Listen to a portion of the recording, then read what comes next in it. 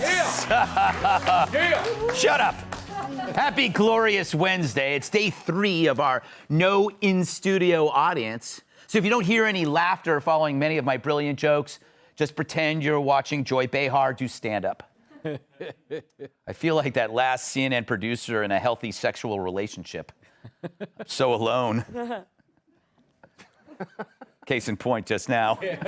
Now, remember the maniac who was freed without bail after he torched the Fox News Christmas tree last month? No, not Chris Cuomo. This guy, Craig Tamananana. I know this is going to blow your mind, but he's on the lam. And not in a good way, you animal lovers. Yeah, he actually escaped from not being in prison, which I know seems kind of pointless, but he failed to comply with the conditions of his release, according to the Manhattan DA's office, an office that lets more criminals off than Greyhound. He was arraigned on 1 count each of felony second-degree criminal mischief, misdemeanor second-degree reckless endangerment, and misdemeanor 5th-degree arson. Yeah, who knew torching a 50-foot tree on a crowded sidewalk is considered mischief? And here I stopped at TPing the high school gym just last year. But due to criminal justice reforms enacted in 2020, no bail was set. So even though the judge ordered the guy to regularly check in with a supervised release program, he didn't. So now he's missing like petty cash when Cat's around. So yeah, he didn't check in. Surprising, right? Next, you're probably going to tell me William Devane buys gold. Or Miley Cyrus has a tongue. Credit to Billy Ray. I never thought you could create something more annoying than Achy Breaky Heart. But you did. But who could have seen this coming? This whole issue has to do with the revolving door of justice. The guy that lit the tree on fire is probably going to get out today or tomorrow because it's not a felony arson for what he did, apparently. It's an offense under New York law where he has to be bailed. So he's going to be out. He might be out right now. Yeah, so good looking. But hey, Mr. Magoo could see this coming if he hasn't already been shot. So are the libs seeing the errors of their ways? Nope. Instead of reversing their destructive pro-crime practices that have led to insane surges of violence, they're tripling down on their stupidity. And even though we've heard great stories about our new tough-on-crime NYC mayor, his new progressive DA, Alvin Bragg, won't seek prison for most crimes, downgrading felony charges and armed robberies. So one elected DA now has more power over laws than all 3 branches of government? He's going to support police like a waterbed. You remember those, Jimmy. This after smash and grabs are more common in stores than nipple-less mannequins. They make no sense. Yes, Bragg has ordered prosecutors to stop seeking a carceral sentence for anything short of murder or deadly assault. Carceral being the cool new word for people who think Joy Reid is deep. Also, he says minor crime won't be prosecuted at all. So unless you're dismembering a family with a bolo knife on their front lawn at noon, you're not going to be inconvenienced with jail time. And forget about the quality of life law enforcement that cleaned up New York decades ago. Now anything goes. These sidewalks are going to be covered in more poop than a German porn star after the director yells cut. Yeah, you know what I'm talking about, Kat. Sure, crime will drop because there's no point to reporting it. Some examples from Bragg's memo include armed robbers who use guns or other deadly weapons to stick up stores and other businesses will be prosecuted only for petty larceny, a misdemeanor. Hell, I wouldn't want to be a cashier right now. Their lives don't matter. Convicted criminals caught with weapons other than guns will have those felony charges downgraded to misdemeanors. So what weapon could they be talking about? Sporks? Burglars who steal from residential storage areas will be prosecuted for a low-level Class D felony. And you know what that means, a dramatic increase in booby traps. And of course, instead of calling Bragg out for this insanity, the media will probably lap it right up. Tonight on the Chess News Network. David Rooks for the Chess News Network. We're outside Manhattan's courthouse where the revolving door of justice is spinning like a lathe. Here's a recently reformed citizen now. Sir, please don't hurt me, sir. Sir, is this your wife? This chick? No, we just met as a court stenographer. Well, how does it feel to be free? Oh, it feels absolutely amazing to know that I'm no longer a threat to society or those 6 people I stabbed. So you've learned your lesson? Oh, absolutely. It's goodbye guns and knives, hello to bats, and, honey, show them that new stuff we got. Box of dynamite. fresh can of poison. So we're going to have a great time. And now if I get locked up, no one's going to think I'm a bitch. Well, these don't sound like anything that could result in felony charges to me. What's next? You know, I think I'm going to enjoy the fresh air before I fill it all with burning smoke. See you in hell. Living hell indeed. And just like caviar at a Martha's Vineyard birthday party, justice has been served. Back to you, Freg. Now, if you're not living in New York City, you're probably thinking, yeah, typical stupid libs. It's on you for living there. You should move the hell out or shut up. First of all, don't ever tell me to shut up. Imaginary person. And second, it's no longer New York City. It's America. And by America, I mean Texas. And by Texas, I mean Mexico. According to victim advocate groups, criminal suspects released on multiple felony bonds in Texas' most populous county have murdered 156 people since 2018. Yeah, over 150 people have been killed by free-range scum. All murders that could have been prevented. Again, this is Texas, where kids have gun racks on their big wheels. That's not New York or California or Seattle or Portland. It's Texas, the red state, the law and order state, the last hope we have, the Joe Manchin of states. And yet they have to just keep taking it like they're being hazed into a frat. I wonder what the angry black male thinks.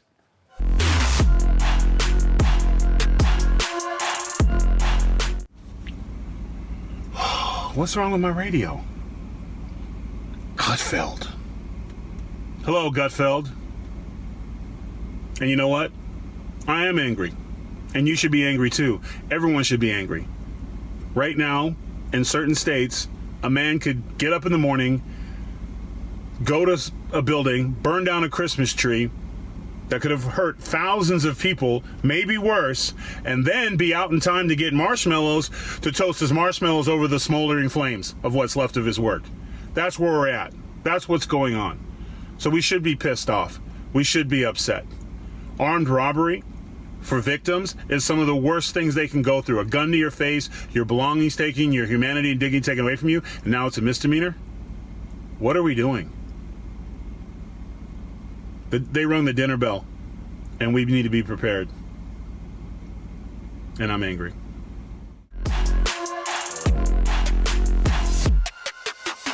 He's right. So unless we start our own anti-crime movement and recall these DAs and undo these laws, we're screwed. And think about that tomorrow as other networks will wax horrific about the so-called insurrection. Turns out the only criminals who matter to the media are goofballs in Viking hats, meaning they'll condemn anything that validates their disdain for you as it places them, the media, in the dramatic center of a mostly peaceful protest that left an unarmed woman dead. But who cares about her, right? Remember, it's just like those riots of last year. Crime doesn't happen if the media doesn't think it's a crime. And it's never a crime if it doesn't happen to them. Let's welcome tonight's guest. Our wild audience goes crazy. His personality's electric, and so are his bikes. CEO of Electric Bike Technologies, Jason Kraft. The buck stops here. That's what people tell him when he tries to crash their party. Radio and podcast host Buck Sexton. Woo. Well, the 70s called, and they don't want his wardrobe back. Fox Across America host Jimmy Fela. And finally, she drinks champagne from a shoe to avoid washing dishes. Fox News contributor Kat Tim. Once again, Jimmy, you have outdone yourself with your wardrobe. You look like a sad groom on a Vegas wedding cake. I was going like Saturday Night Fever, but you can't say that now. You'd have to stay home because you had a fever. Yeah, I think it's more like spotted fever. Yeah, you're like the court jester of the Medellin cartel. Look at it. Nice to have you back. Buddy. Yeah, it's pretty tight, though. You've been working out, or did you just eat another version of you? No, I'm pumping. I actually like the shoes and the socks. Do they come in men's? Yet I love you. So, Jimmy, you are you were a cab driver. Mm-hmm. You know, you've been, you know what it's like, I assume, to be mugged. Oh, yeah. Like people jumping out in the fair and stuff like that. But I just want to say this really quick. Yeah. When you're driving a cab full time, people always ask, do you profile when you're driving a cab? Do you ever not pick somebody up who looks dangerous? But the truth is, if you're driving a cab 12 hours a day, you want to die. Yes. So, like, honestly, if there's anybody watching at home, if I didn't pick you up, it's because you didn't look dangerous enough. You know what I'm saying? You got to try a little bit harder. But knowing how primal the situation is on the street here, and these DAs and the people passing these laws and these bail reforms aren't necessarily living in the reality they've created, they're really doing something terrible. Because, a lot of people have the luxury of not knowing how raw and rugged the streets get and how difficult police work is. And this idea that we've created an environment that's more empathetic for the criminal than the victim is why we are where we are. Where if you go to Times Square, remember those famous walking tours of the architecture? Right. They're now called running tours because you're going to get chased. It's a bad situation, but that's why this DA Bragg is just a woke, pandering jackass. And the hope here is this is the real litmus test for Eric Adams, who's the new mayor, who does in some capacity have to clear this. Right. So the hope is that Adams has some balls, because this shouldn't go on. Oh, if he doesn't reject this stuff, then he's worse than de Blasio. I was going to say, he's just de Blasio. He just took the baton. The one thing I would point out about Texas really quick is that largest county is Houston, and Houston, to some extent, is not the rest of Texas. It's True. It's like Austin with showers. Yes. I was hoping you wouldn't point that out. Because that was the hole in my monologue. Was that you can't really say Houston's Texas. But thanks for that, Jimmy. Well, that's what you get for gunning down my wardrobe and getting hello. So, Jason, you lived in a city, but now you moved out of a city. People came to the city because you were allowed to commune safely. That was the whole point. You could be around people, but you could be protected. Once you remove that, what is the point to living in a city? I don't know. I don't like coming here at all. I'll tell you. Honestly, I come here maybe twice a year. I come here for Christmas. I'm here for the Christmas stuff with my kids. I have 3 young kids. Yeah. And my wife brings me here in July for her birthday. Those are the only 2 times, and it's dreadful both times. Even on her birthday? It's so bad. It's so bad. When I come with the kids and the whole family, I'm like watching the president. Like my head is on a swivel, waiting for something to happen. I can't stand it. And the whole place, now that pot's legal, the whole place smells like food trucks, weed, and pee. Okay? Yes. And in that order, thank God. You leave Kat's apartment out of it. I don't appreciate it. I love that ambiance. But look, I don't know what's going on with these politicians. I mean, they basically give the criminals a blueprint here. Yeah. Which is crazy. You're telling them in advance, what they can get away with, and they're just going to go and do it. And in that story, you got to listen to the cops. I mean, nobody listens to the people who are. Yeah. Well, and they're saying they don't even want to arrest these people. Yeah. Because they know they're going to be right out. Like, what's the point? Yeah, you just piss them off. So it's all messed up, and I think you're right. I think this new guy, Adams, got in on all these promises, and it's complete 180. So I don't know what's going on. I don't know how this happens, but it's your problem. I'm going back to New Hope after. Yes, going back to PA. Yeah. Buck, why did this happen, and why does it keep happening? Well, one thing is that it's become fashionable for Democrats now to take this position that criminals should be coddled and that society's all responsible for it. I grew up with comic books. Remember in Batman Arkham Asylum, and they would let it loose, and then everyone was... There seems to be a program here in mind of ending... They'll talk about the carceral state, which, by the way, is like cisgender, or it's the new word. It's a term. it's undocumented. Word. It is a term that tells you everything you have to know right away. Someone says the carceral state.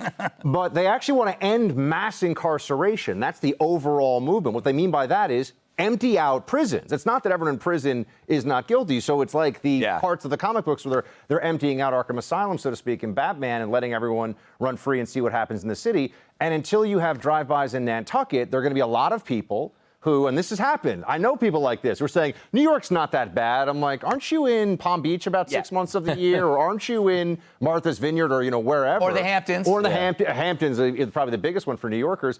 So for them, they get to be fashionably concerned with the poor while more people are getting stuff stolen from them and shot, while Democrats tell them this is because we're a bad country and we have to suffer for our sins. That's why it's happening. And until we suffer more, they're going to keep doing it. Until it happens to somebody in the media. And then all of a sudden, that's why January 6th is such a big deal to them, because they were there and they suffered PTSD from it. So it's like, to them, that's the actual crime, not the thousands of murder victims in the United States. Kat, Kat, you have been a proponent of police reform. This kind of ruins your wholesome principles by attaching it to the release of unwholesome criminals. Do you see my point?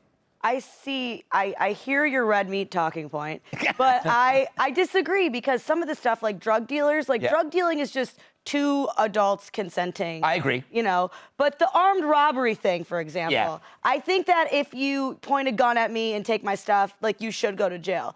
but that it's also like the most pro-Second Amendment thing that Manhattan's ever done. That is so true. Yeah. The armed robbery's okay. Like, at least criminals are allowed to have guns. Well, they'll make sure that the people who shouldn't I'm have not guns allowed to have a gun. will have guns. But if you want to have one legally, you still won't I can't have a gun unless I'm going to rob somebody with it. And if somebody tries to defend themselves with a gun, then they are screwed, right? And it brings me to the point that aside I made in my monologue, the booby trap.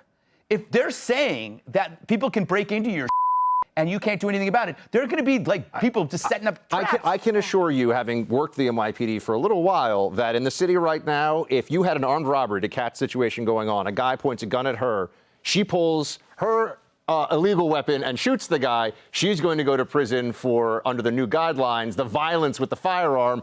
The armed robber guy, I don't know. Maybe he gets to sue. She's not going to last. I was going to say, I would not do well in prison. Yeah. Who's going to put themselves in storage anymore? Yeah, that's true. Why?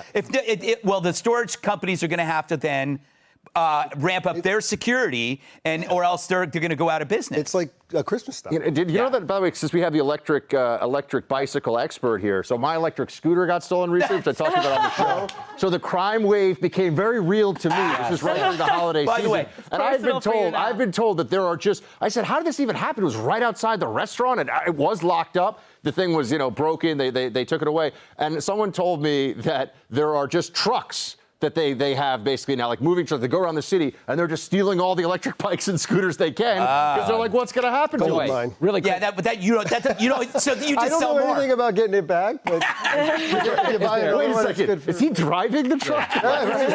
Creating breaking windows. It's a great business model. It's like the mom breaks windows, right? Is there anything sadder, though, than a guy named Buck Sexton driving an electric scooter? I know, that's going to sound. Everybody's thinking Harley, Chopper. This is like, my name's Tex Colorado, and I'm a vegan. All right. I love you, man. We got to move on. Hey, Sean Hannity here. Hey, click here to subscribe to Fox News YouTube page and catch our hottest interviews and most compelling analysis. You will not get it anywhere else.